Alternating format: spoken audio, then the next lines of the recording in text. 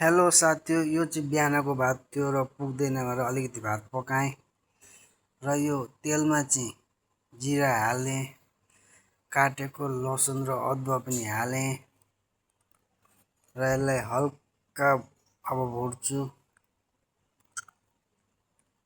हेर्नुहोस्, हल्का भुटिसकेर प्याज र खोर्सानी काटेको पनि त्यो पनि हालेँ, यसलाई पनि हल्का भुट्छु।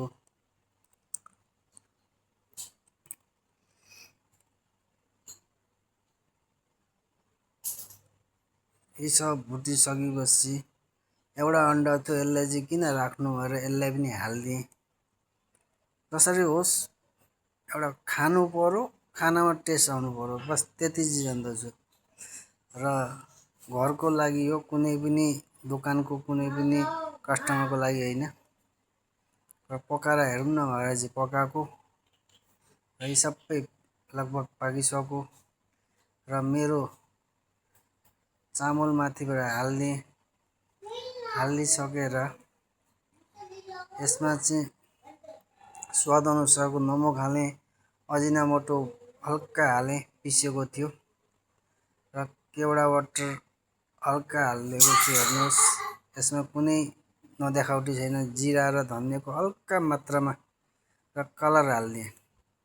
कलरमा चाहिँ नानीले चाहिँ हल्का खान मन गर्छ भनेर चाहिँ हालिदिएको, नभए कलर मलाई हाल्न मन थिएन।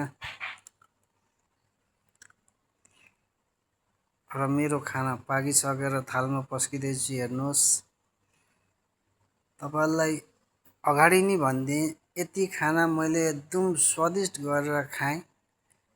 बनिसकेर जुन खाएँ त्यहाँ पछाडि मैले भिडियो बनाउँदैछु।